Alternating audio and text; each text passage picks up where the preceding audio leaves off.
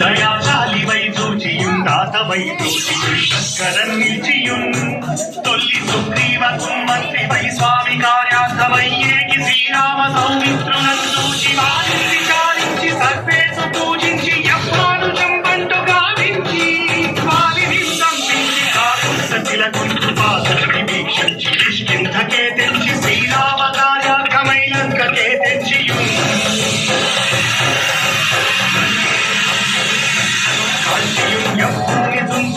ఆనందము పొంగి ఆయుంగరం పిచ్చి ఆ రత్నము తెచ్చి శ్రీరామకు ఇచ్చి సంతోషము చేసి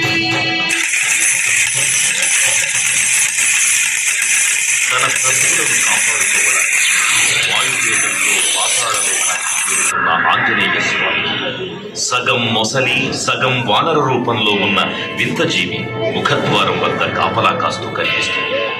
ఆ జీవి మకరధ్వజుడు అనే తన పుత్రుడని మహాసముద్రాన్ని దాటుతుండగా నీటిలో పడ్డ తన వేదవిధుడు ఒక ముసలి గ్రహించడం వల్ల జన్మించాడని తెలుసుకొని ఆశ్చర్యపోతారు హనుమంతులు.